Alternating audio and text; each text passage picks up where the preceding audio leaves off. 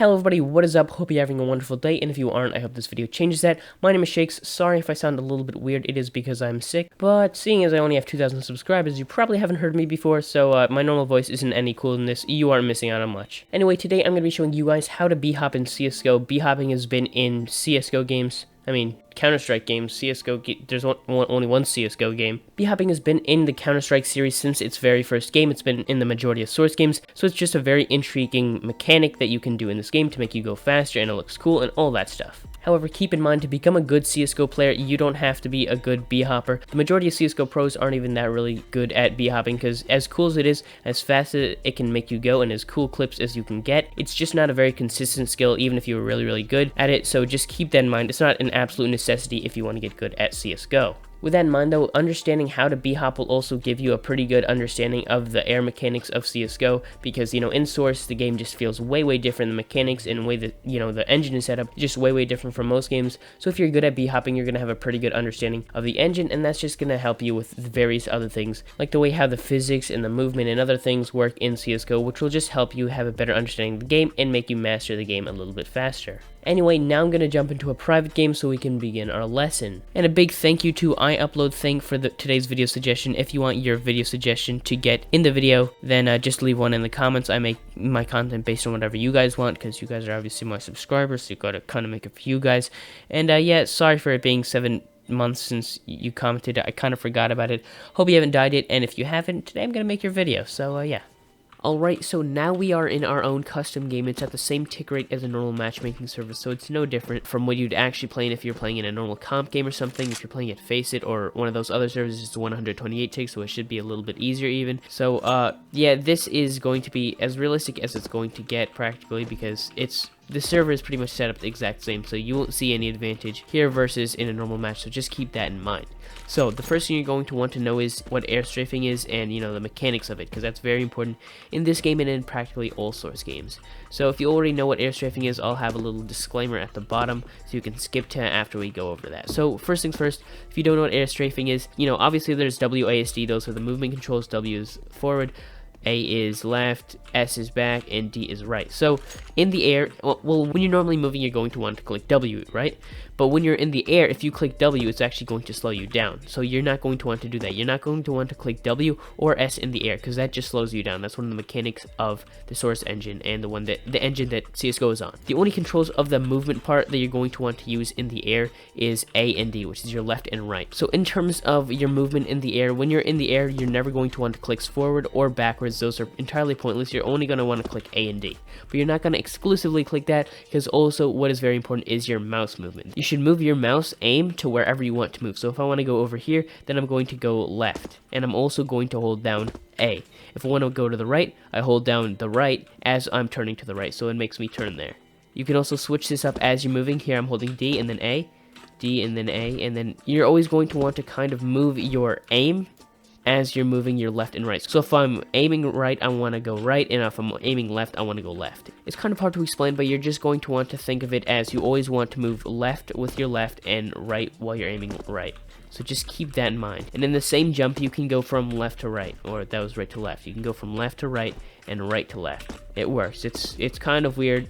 If you think about it in a realistic sense, it doesn't really make sense, but that's just how it is. So yeah, that's how you're supposed to do it. Now with that out of the way, we're going to be talking about the timing. So usually you click space to jump, that's how you usually do it, but space only has one input. So if you click space once, it's going to tell the game, oh, I want to jump once, and that's not going to be enough for us, because the second you get on the ground, you're going to want to jump the moment you get on the floor. Oh wow, that's pretty nice. Great job, me.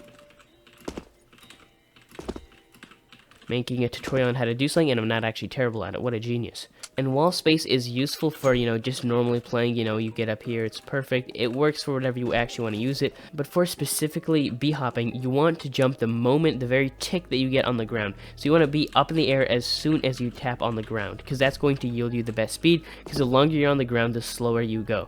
You want to keep your momentum by jumping the very moment you touch the ground. See, if I'm doing that, and I hit the very moment that I get on the ground, I keep my momentum, but if I don't, then I lose my speed. You see that? Flippin' incredible. So how do we remedy this? A lot of people think the best way to do it is to use a macro and an auto hotkey script, but those are scripts, and I don't really know if they're kind of allowed and it's just a little bit of a confusing time for b-hopping in that sense. People don't know if it should be allowed or if it shouldn't be allowed, so the best way to do it and still be, you know, playing the right way and not really using any external programs is to just set it to your scroll wheel. You know, this thing that you use to very slowly pick out each one of your grenades that eventually gets you killed because you can't find where the Molotov is. Yeah, you're going to want to switch this off of change your weapon.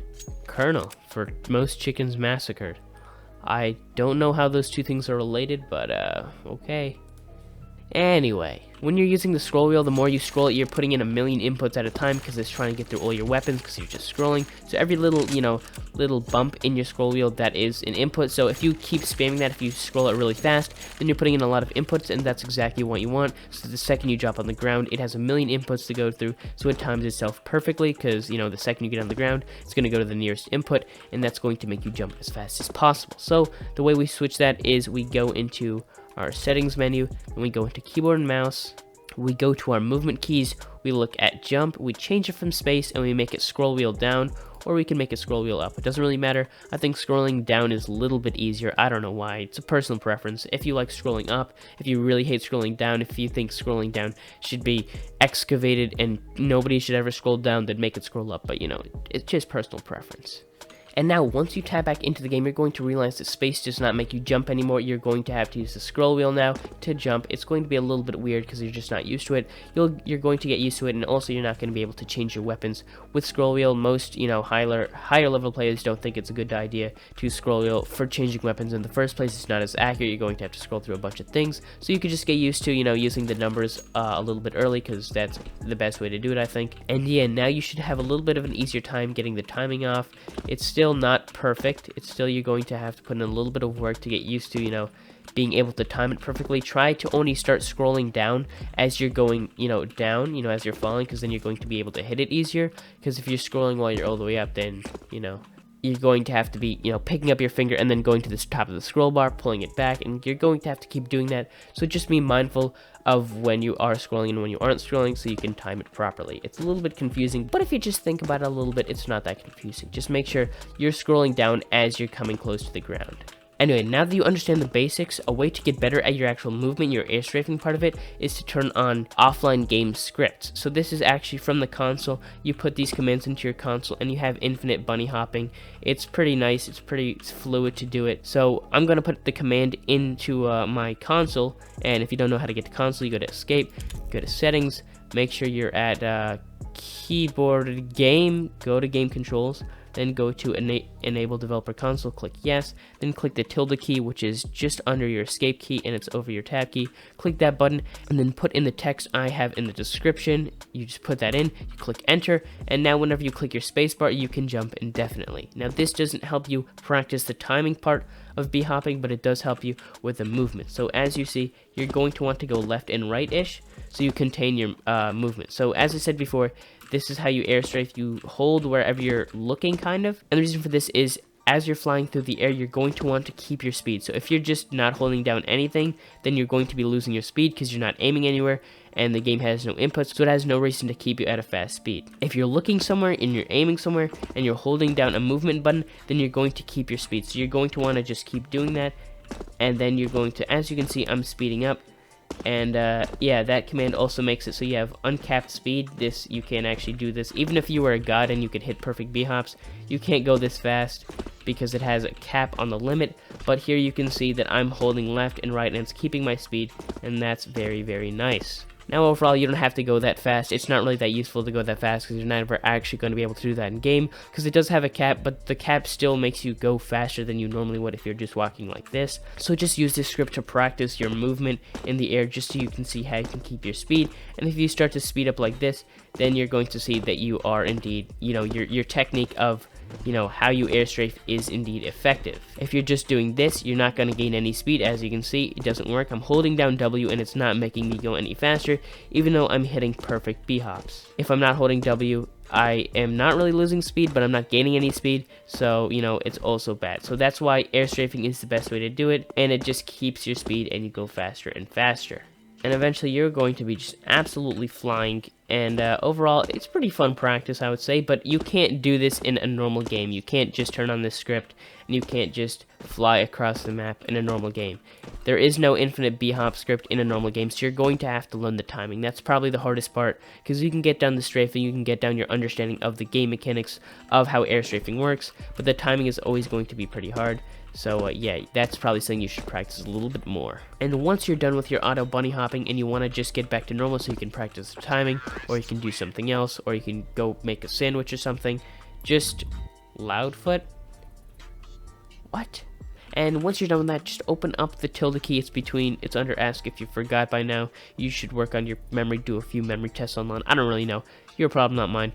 You just open up the console and type SV_auto bunny hopping and make that 0. So now, as you can see, as I hold down my jump button, I do not fly anymore. It's very sad. I cannot fly a million miles an hour because, you know, I can't hit perfect bunny hops. But now you can practice. You can just practice your timing, see which gives you the best results.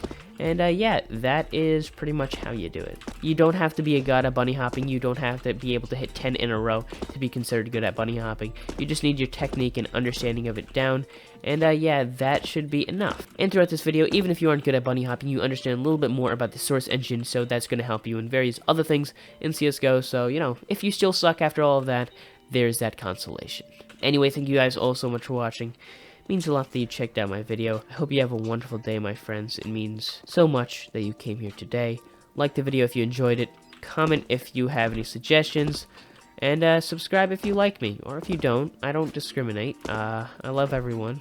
Every one of my subscribers, at least. And yeah, sorry. Jokes aside, see you guys later. Or not. Well, preferably, check out my next video, please. Or don't. Or do. Or don't. I don't really have a preference. Well, I do have a preference. You should check out my videos because they're flipping great. I work really hard on them. I'm sick and I'm making a video. What a hard-working gamer am I, right?